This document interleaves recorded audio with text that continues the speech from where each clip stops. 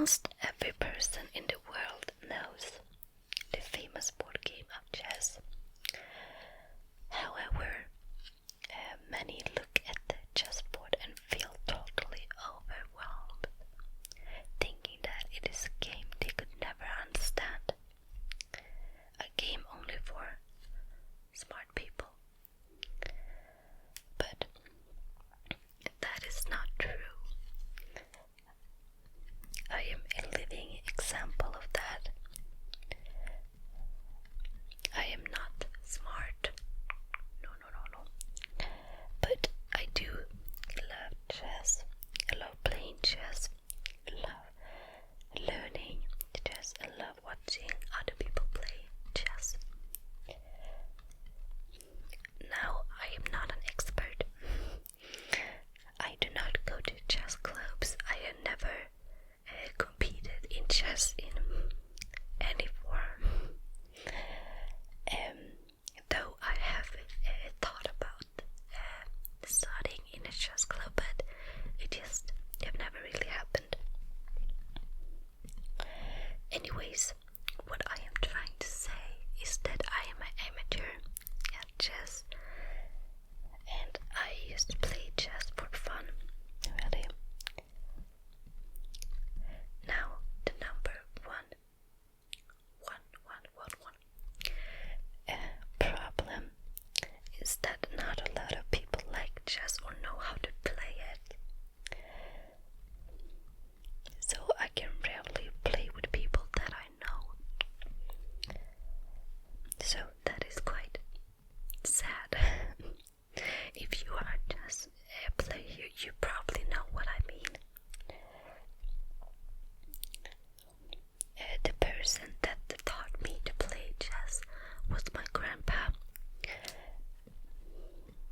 and he's the only one in my family that liked chess.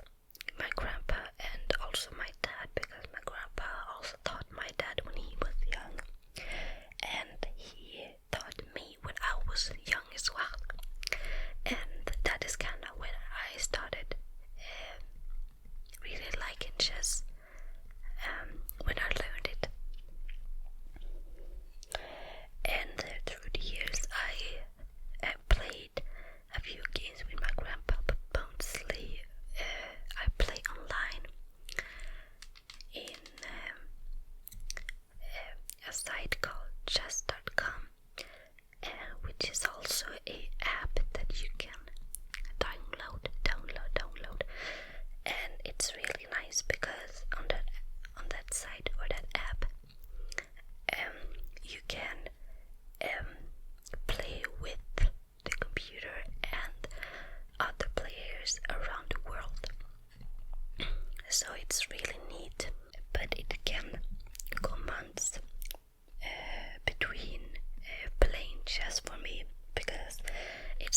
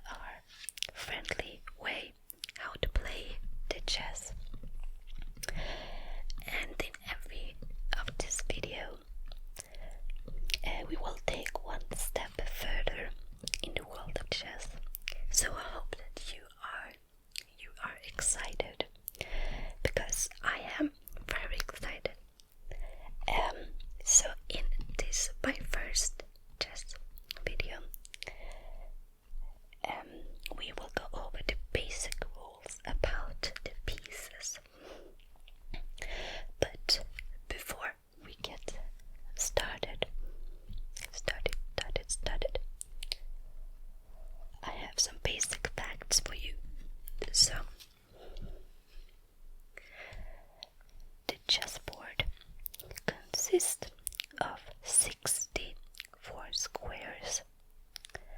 So half of the squares are white and the other half are black. And white and black is the traditional chess colors. My board is more wooden, colored in brighter and darker color. So I figured that we could count all of these squares together. What do you think? Okay. So we got 1, 2, 3, 4, 5, 6, 7, 8, 9, 10, 11, 12, 13, 14, 16, 15, 16, 17, 18, 19, 20, 21, 22, 23, 24, 25, 26, 27, 28, 29, 30, 31, 32, 33, 34, 35, 36, 37, 38, 39, 40, 41, 42, 43, 44, 45, 46, 47, 48, 49, 50, 51, 52, 53, 54, 55, 56, 57, 58, 59, 60, 61, 62, 63, 64. So, as you saw, it is correct. It has 64 squares. And as you also might notice, it's that on the side of this board we have both numbers and letters. Some chessboards have this and some do not. And this is to help you know what all the squares are called, because all of the squares in the chessboard has names. So it's very easy if you have these numbers and letters to help you. So it's very easy if you go right here. That is the letter E. Okay, E. So if you go up like this, and then we are on line 5.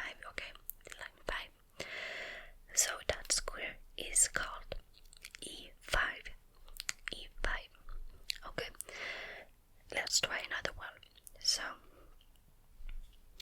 if we go to this 6, number 6, and we go here, and that is on that road is the letter D. Okay, so this square is called D6. Okay, D6. I think it's very simple, and you will this is kind of something that you learn on your journey to become a chess player. I don't know all the names of the square by heart because I never really taken the time to learn it. So that is kind of why I have this board, so it is easier to know the square names. Okay, and now I figured that we will take out our pieces, and I'm just gonna show you what it looks like when they are on the board. Okay.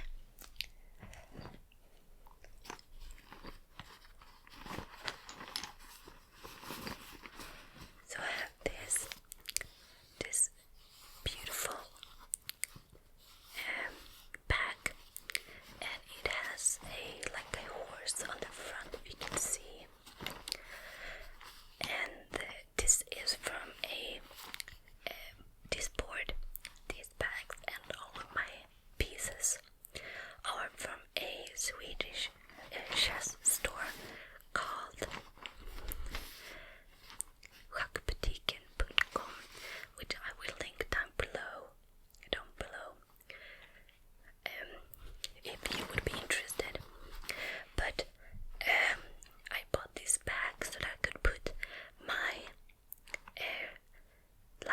pieces in one bag and then my darker pieces in another one. Okay. Okay.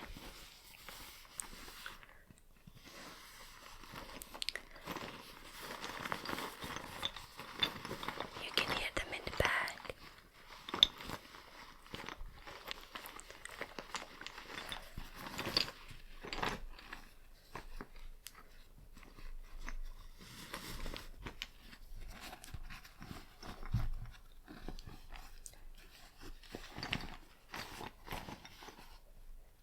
I'm not sure if you can see, it's quite dark, but I'm just gonna take out all of my chess pieces and then I will put it on the board. So yeah, so you see what it looks like.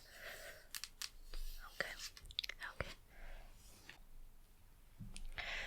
And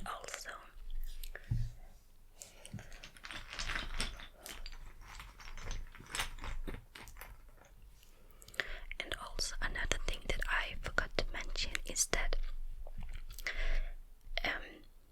every chessboard has a light or white corner to the right and then a darker square on the corner on your left. And so it's very important that since you watching, you are faced towards me, okay?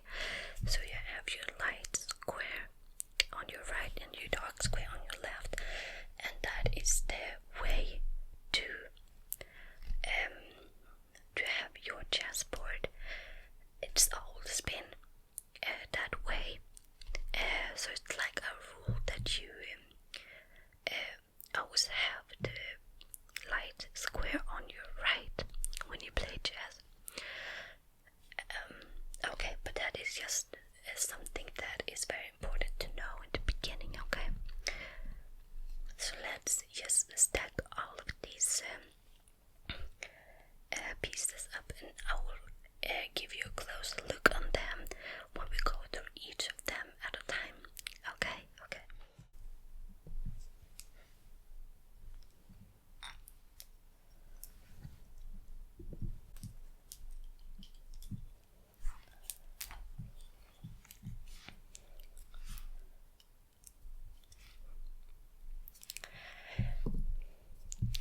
So there you have it, guys.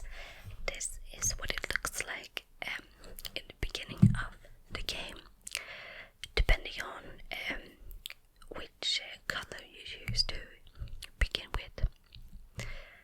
So now you are the dark color or you are black and I'm the light color, I'm white.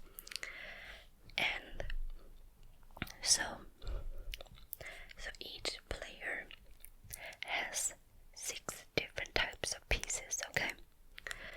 So 8 pounds. 1, 2, 3, 4, 5, 6, 7, 8. Okay. 1, 2, 3, 4, 6, 7, 8. And then 2 rocks. 1, 2, 1, 2. 2 knights.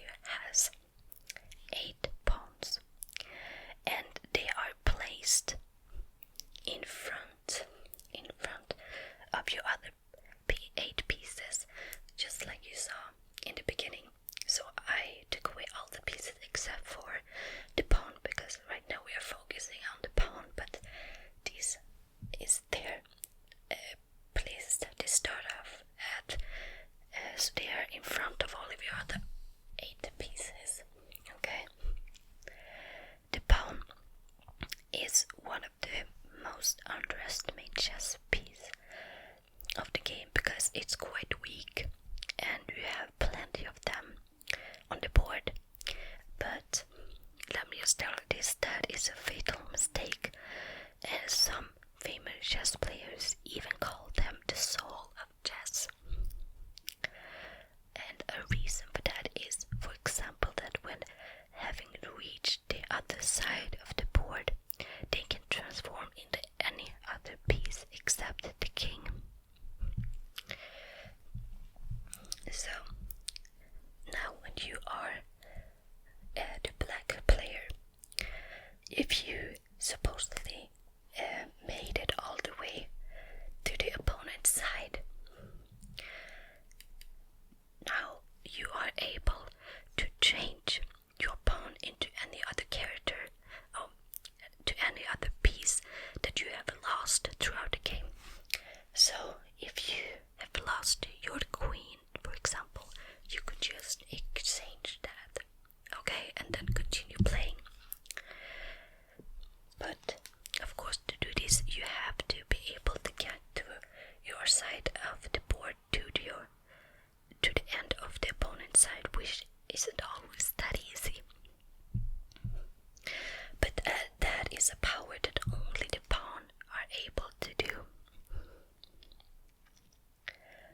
So the pawn could be the winning shot in some games, so don't take them for granted.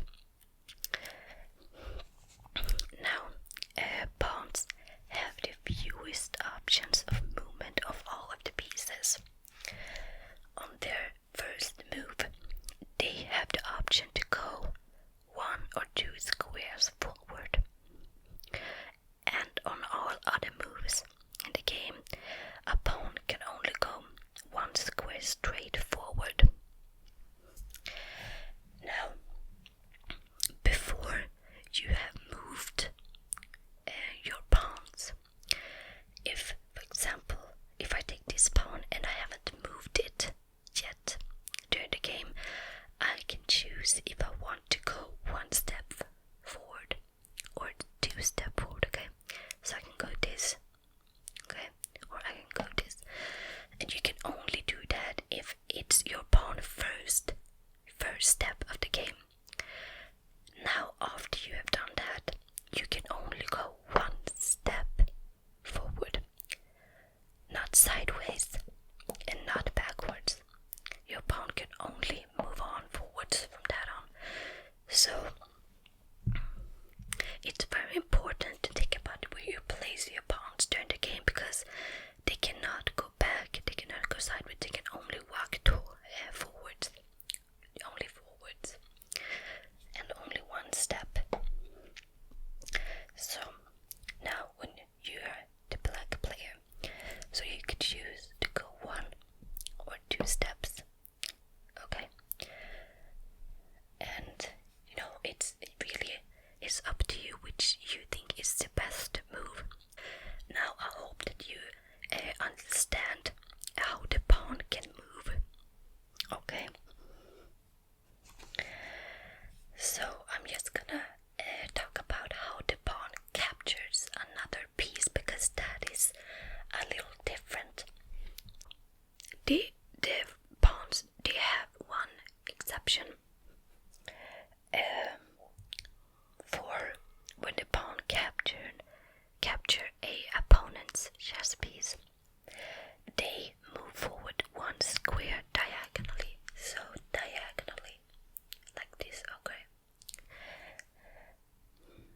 And this is the only way they can only capture a opponent's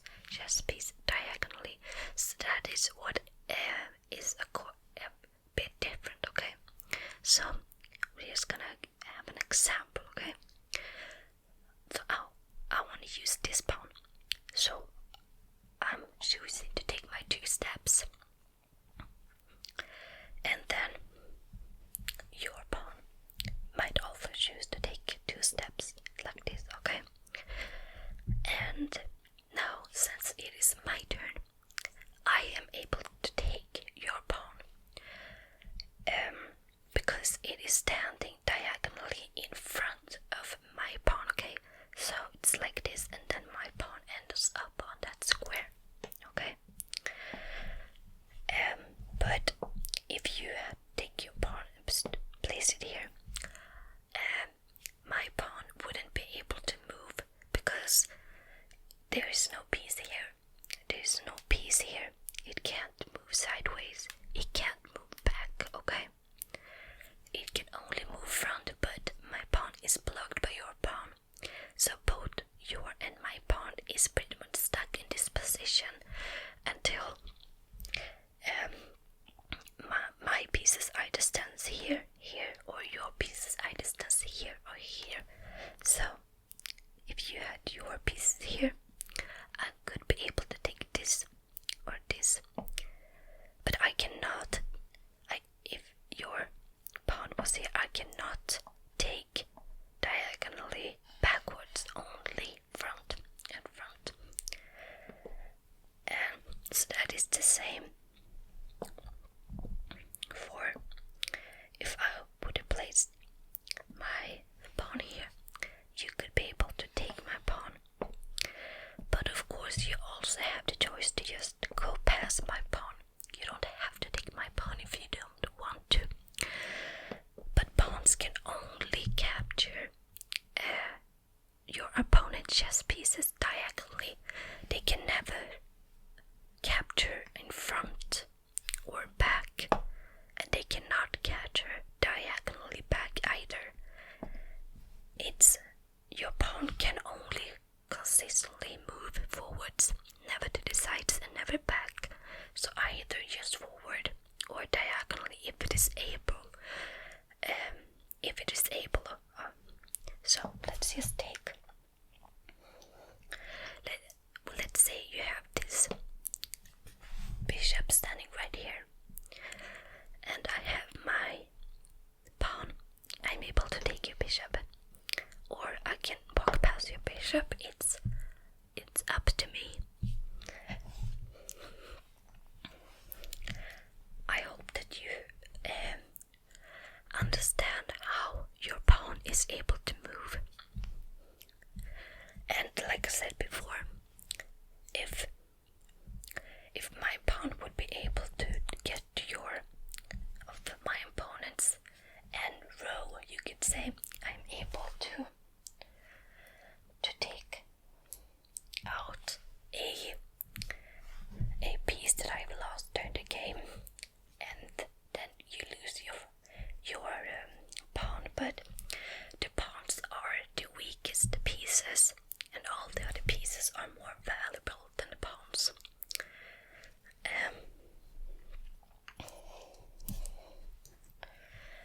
But only if you can make it to your opponent's side, because when a pawn has a very high risk of getting snatched, of getting captured. So it's not that easy to get to your opponent's last row. And the last thing that I wanted to talk about when it comes to the pawn, there is one exceptional rule for pawn moves, which is called passant. I am not sure if I said that correctly, but I have written it down on the screen so you can see. Now this is a special move that some beginners are not aware of, and it's a French word for in passing. So this might be a little difficult to understand if you're a beginner, but I really want to try to explain so that you can use your pieces to the fullest reach, if you know what I'm saying. So the pawn that is being threatened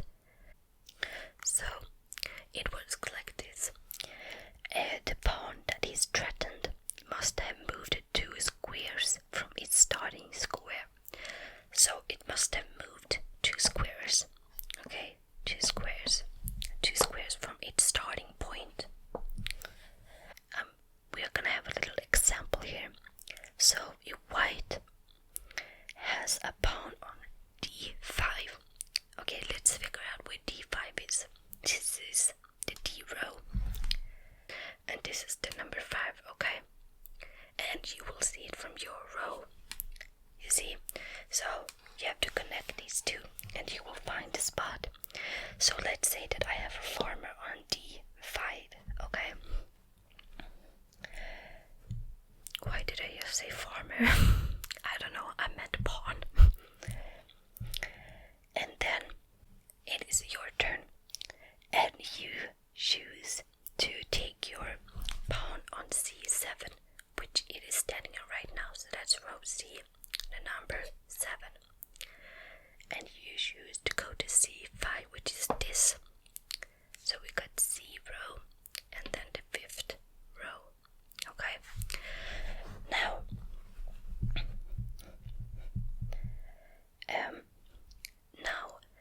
even though I don't have your pawn is not standing on this square, because like I said before, pawns can only take diagonally, okay?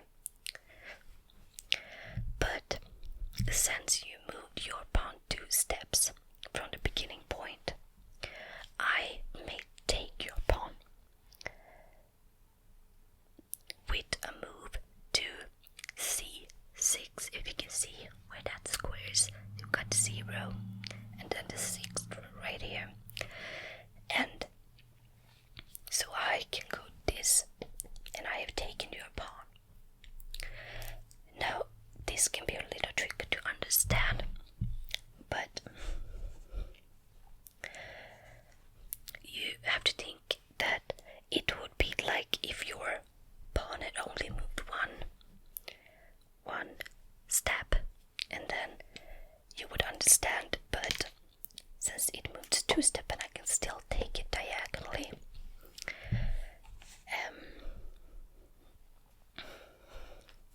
and you might wonder why this rule even exists, and it's because in the early days of chess it was not possible for the pawn to move 2 squares. It was only possible to move 1 square even from the beginning of the game. The 2 square first move was added to speed up the game, but it resulted in a disadvantage. Without en passant, pawns on the 5th rank. This is the 5th rank, you see, because it's a 5. It could be passed by enemy pawns. So let's say that you take this pawn and you pretty much pass my pawn. And you could do that without even a risk to get captured.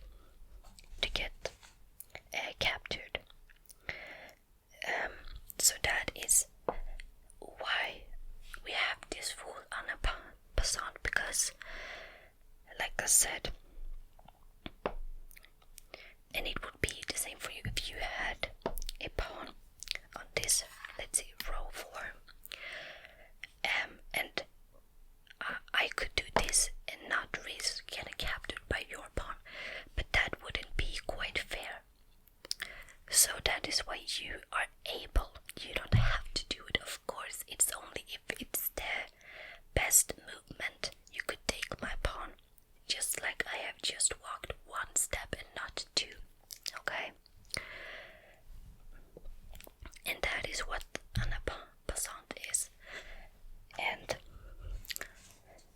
so keep an eye out for the opportunities to play en passant, and of course if it is the strongest move, go ahead and take advantage of your right to play it, because of course it might come in handy.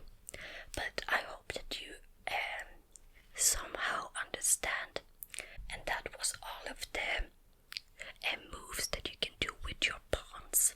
Okay, so I figured that we are going to move on to the next chess piece.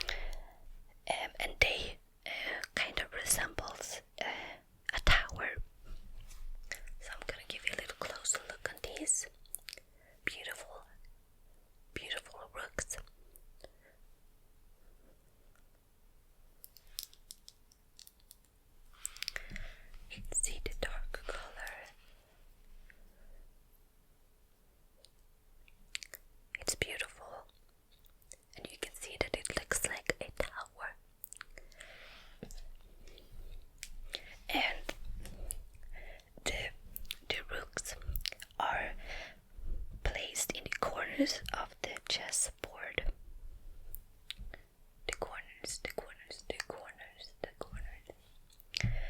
Now, the rook is a very valuable piece, and the rook is worth about 4 to 5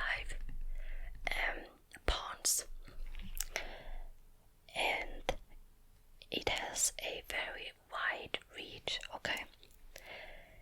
And their movement is probably the easiest to learn.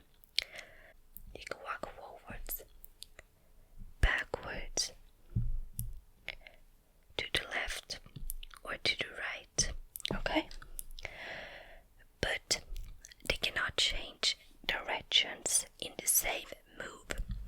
So in the same move you can't go like this and then this. So if you want to maybe you have goal to reach to this square, you have to go first like this, and then you have to wait for your turn and then this. Or you can go like this and wait for your turn again and then this. So it is very easy to learn how to play with the rooks. And as long as no other pieces is in their way, they are able to move any number of squares in the chosen direction. So they can move. So the only thing they can't do is move diagonally. So front, back, sideways, sideways. And just a limited number of squares as long as there's no other piece in their way. So they capture your opponent's pieces by moving forward, backwards, sideways. So it's very simple to use the rocks. They are also a very valuable chess piece. So that was everything that I had for the rooks. Let's continue with the next chess piece.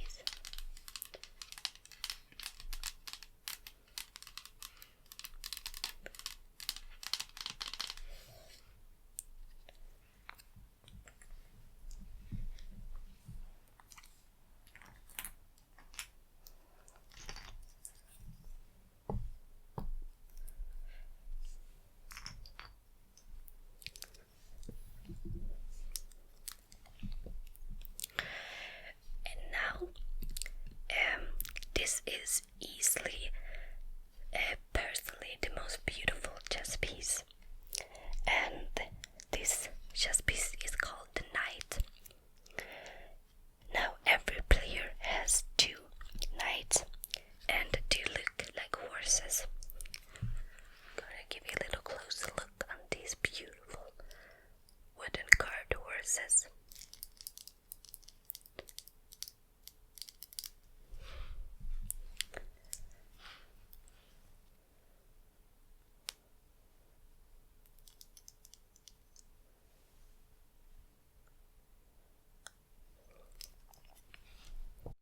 They stand beside the rocks, so you remember where the rocks were at the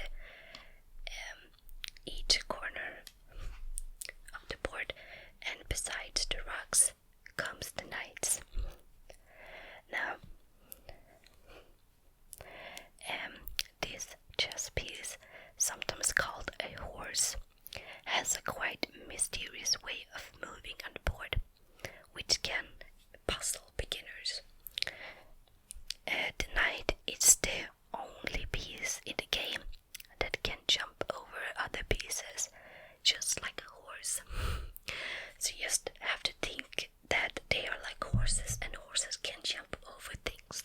So they can jump over other chess pieces, and they are the only chess piece in the game that can do it. It moves in a L shape. So L shape.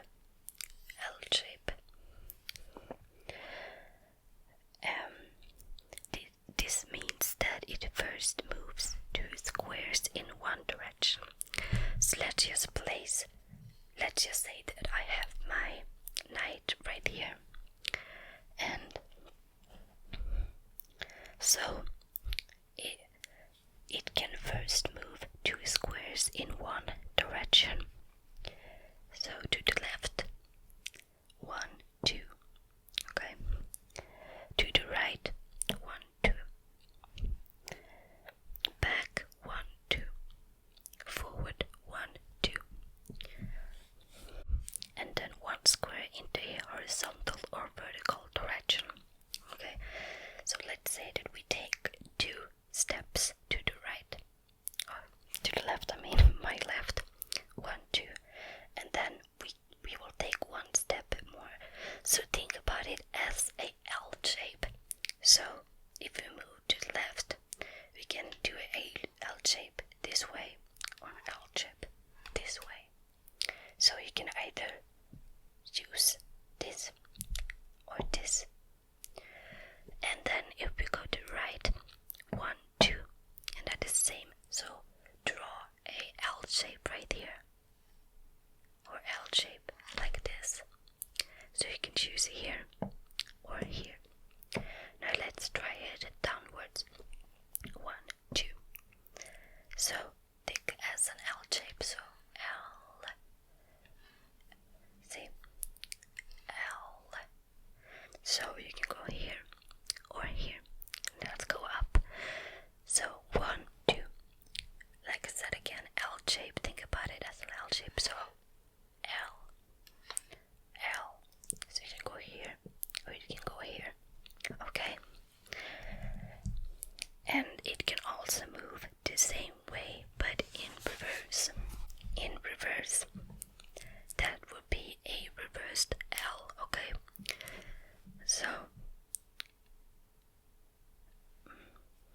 So you would start on the bottom of the L and then go up of the L, okay? You can go here, you can go here, you can go like this, you can go like this. So we got 1, 1, 2.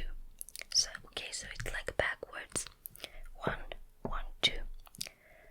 1, 1, 2. 1, 1, 2.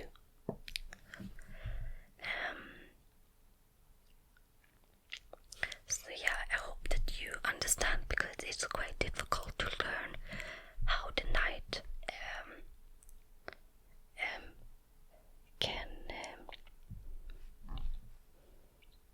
can move, because it's quite complicated. But when you try to learn how to move with the knight, just use your finger and draw like a 3-shaped L shape on the board.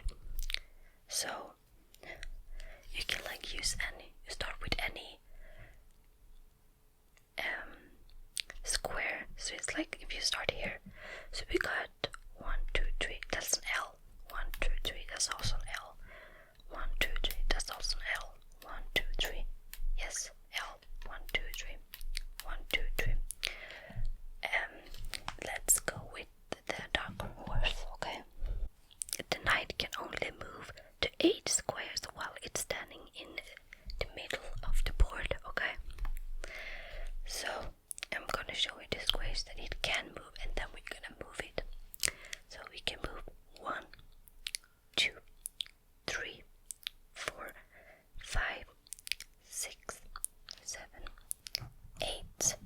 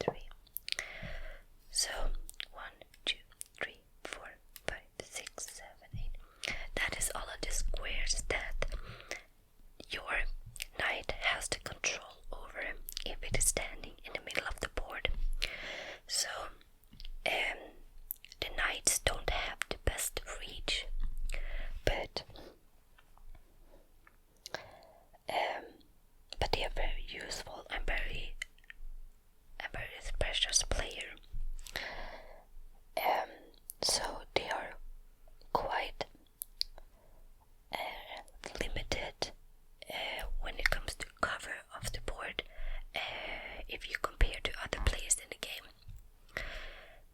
But as I said before, don't forget that the knight can jump over other pieces.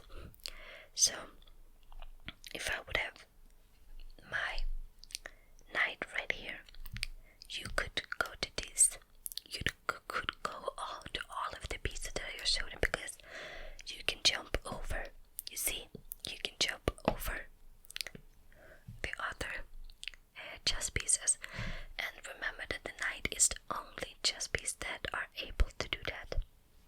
So in that way, it is unique and precious and also valuable. But it's not as valuable as the rook. You know, I said that the rook was worth 4 to 5 pounds. The knight is worth 3 pounds, so it's not as valuable as the rook. And it's good to know which pieces are the most valuable ones. And that was everything from the knight, and I hope that you try to understand or understood what how the knight can move on the board. But let's continue.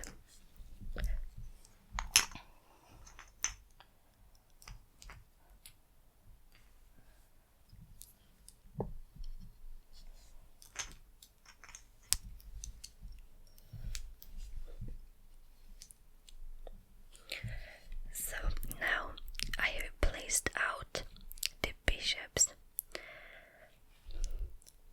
Now every player has 2 bishops, and they sit next to the knight. Remember, the knights were here, and they sit next to the knights like this. I'm gonna give you a little closer look on how they look. So the bishop. Sorry, I always dropped. Let's take a look at the dark one.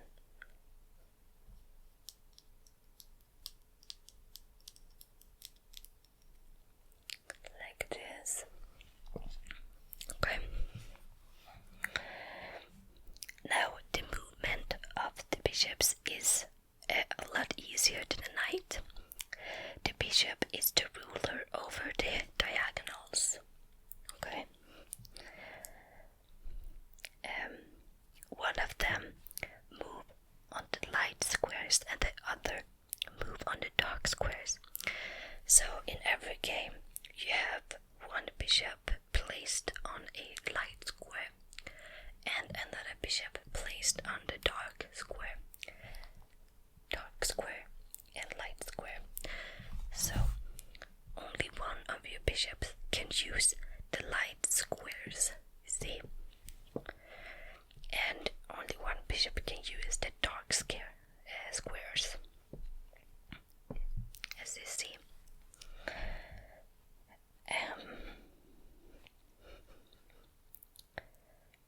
Now, when there are no other pieces in their way, bishops can move in any direction diagonally as many squares you want.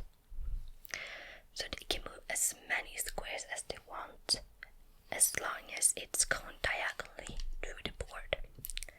So you can go all the way over here or all the way over here.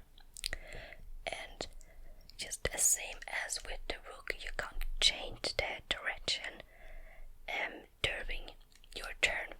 So let's say you want to go here to this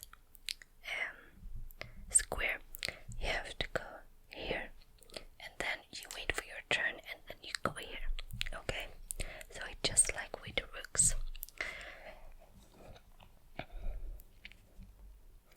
And they capture pieces along the diagonals. So let's say that I take my bishop here, and then you're able to take my bishop with your bishop. So the bishops can take chess pieces diagonally. Okay, so they are very easy to understand how to play with. So that was the bishops.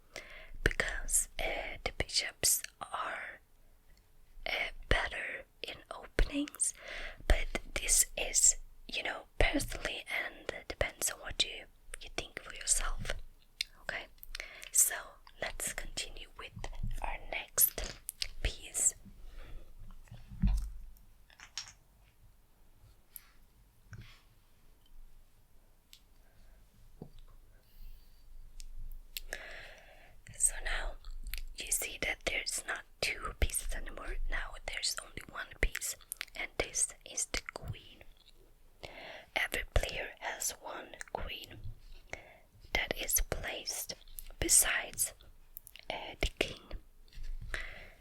I'm gonna show you the king's placement later, but it is also placed next to the bishops, which is here and here.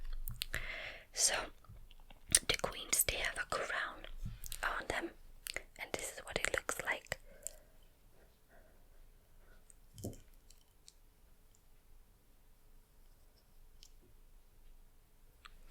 Very beautiful, very beautiful.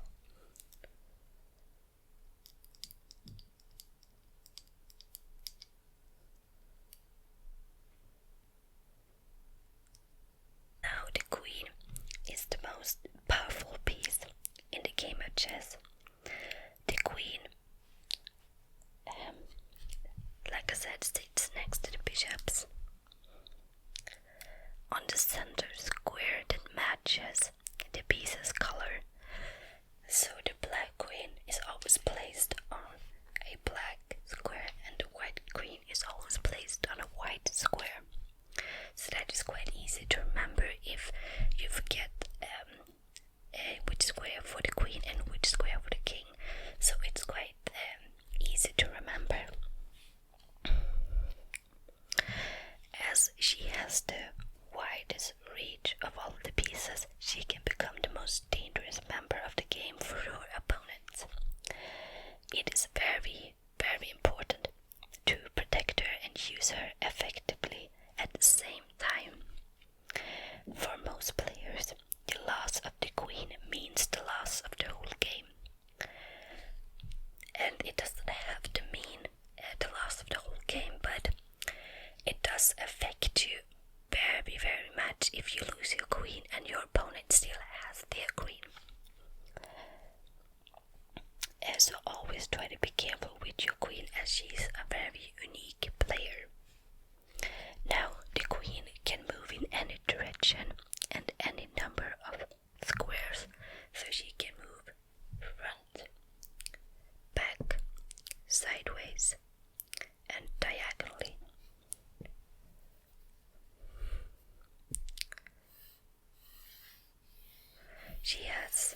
She can do pretty much everything except for she can't jump over other pieces, and that is the only thing that you can't do. She can't jump over other pieces.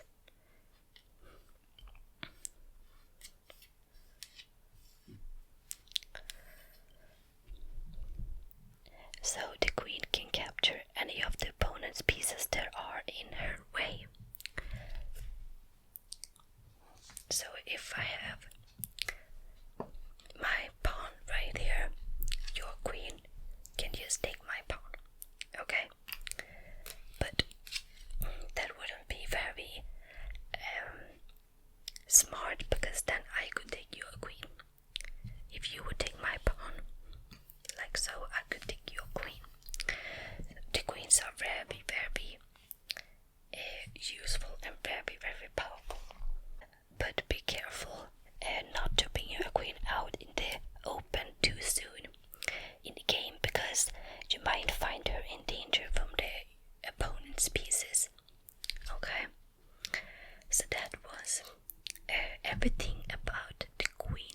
So let's continue.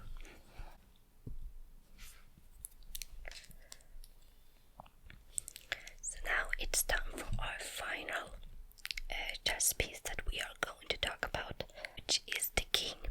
Now, each player has one king, and it is the most important piece in any chess game, and it is placed next to the queen. The queen was placed here and there, so the king is placed next to his queen. And the king is always wearing a cross on his head. So this is what the king looks like.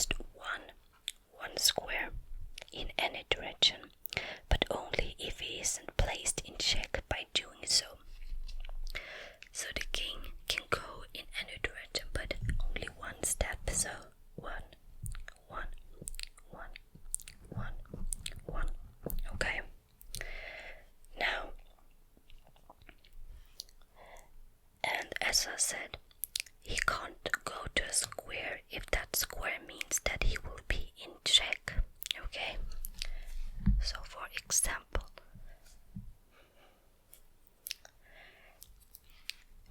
if you would have your rook here, now the rook controls all of this line and then all of this line. So I couldn't take my king here, because then that would be check. Not here, not here. I can go here and here. Do you understand what I mean? You can't place your king somewhere where he would be checkmate. Now, and also besides, the square mustn't be occupied by any other of your pieces. Only one piece can ever occupy a square, and that rule is for every piece. So that is pretty much the movement of the king. Really easy. It can just move one square at any direction, okay? As long as it's not meaning that your king gets checkmated. Now, I'm gonna talk about a special move that your king is able to do. Okay? So I'm just gonna bring out some more players to show you this move.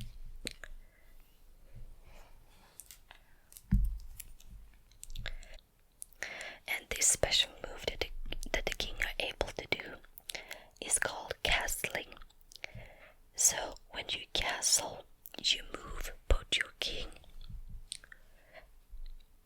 and one of your rooks at the same time.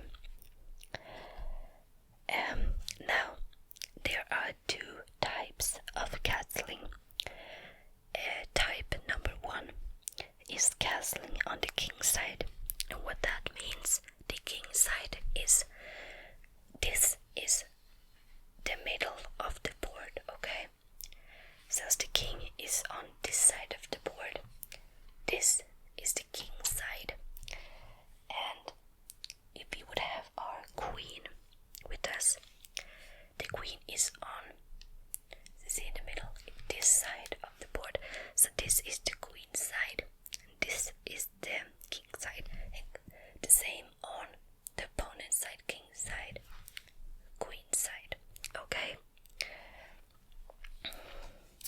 So castling on the king side is one way to castle. So you castle on this side. And it is also often called castling short because it's a shorter space to use. And the second type of castling is castling on the queen side, which is this side. And often it is called castling long because it's more squares on this side and this side.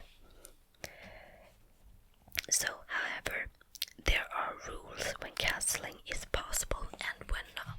So there are five major things that you have to think about before you castle. You can only castle if your king has not been moved in the game yet. You can only castle if your king is not in check. You can only castle if the king does not castle through a square which is controlled by an opponent's piece. You can only castle if the king is not in check of the castling. You can only castle if the rook has not been moved in the game yet. So that was quite a long list, but it's very easy. So I'm gonna show you how you castle. Okay? So if we can start with castling on the king side, which is this side. So you move your king 2 squares towards your rook. So we got 1, 2. Okay? 1, 2. Very easy. Okay? And then move the rook to the square over which the king crossed. So the king crossed this square and this square. Okay?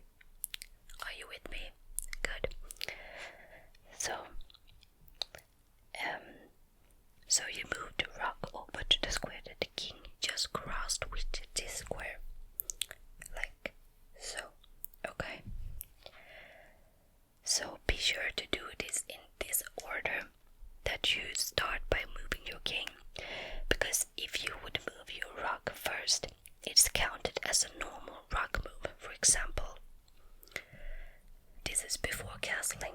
If you would remove your rook here, it wouldn't count as castling, it would just count as a normal rock move. So it's very important that you move your king first and then you move your rook. Okay?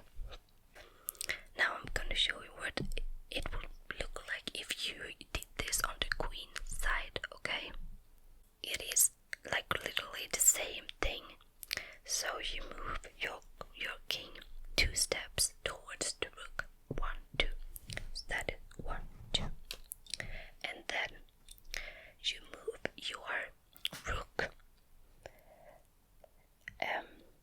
to the square over which the king just crossed right there, and then right there. So that will be castling on your queen side. Okay. Now, all of the things that I said before that you can only castle if has to be followed if you are supposed to be able to do a castle. The first one was that you can only castle if your king has not moved in the game yet. So if I were to move my king like that or like that, it doesn't matter. If it is moved in the game, you cannot castle anymore. That option is gone. Okay. And number 2, you can only castle if your king is not in check. If you would have your rook right here and your rook is controlling this entire row, now you are checking my king. I can't castle because I am in check. You can't castle when your king is in check, okay? And third, you can only castle if the king does not castle to a square which is controlled by an opponent's piece, or if we have our my chess pieces here. Now, if you want to castle, it has to be it can't be blocked, like the king can't jump over the pieces, so it has to be, no matter if it's the opponent's piece or your own pieces that is standing here, you can't castle because it has to be free from other players in between to castle, if you understand what I mean. Now, fourth, you can only castle if the king is not in check after castling. So, for example, if you would have your bishop right here, so this bishop controls this entire diagonally. Okay. Now, if I were to castle, my king would have ended up on that diagonal line that your bishop controls. So that would mean checkmate. So we cannot castle, okay? But you could castle on this side because there is not an enemy that is attacking this square. So that is something that you have to keep in mind to be sure that your king does not get checkmated when you castle, okay? And then 5, you can only castle if the rook has not been moved in the game yet. So it's also important that the rook that you want to castle with has also not moved in the game yet, because if they have moved, you can't castle. So, for example, if this rook moved, you can't castle on the king side. But if this rook hasn't moved and your king hasn't moved, you can still castle on the queen side.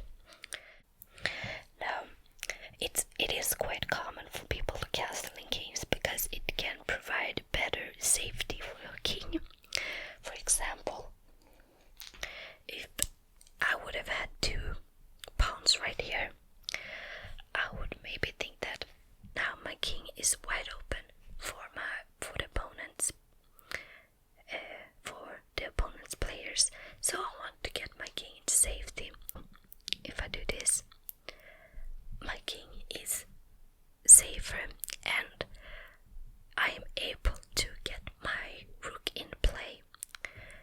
it's also good for letting your rook out in play, because a lot of times they are stuck in the corners and sometimes it can be difficult to get them out in play. So castling is also a good reason to get your rooks out on the board and into play. So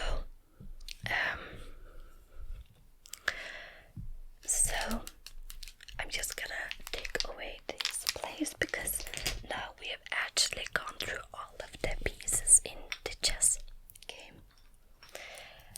And that was pretty much the entire video.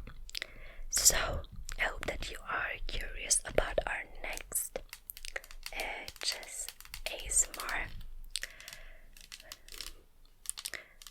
So in this series, we will start slow and easy and work our way up. And I hope that if there's someone that wants to learn this with me, or get better like I want, and then stay tuned for my next ASMR, just ASMR.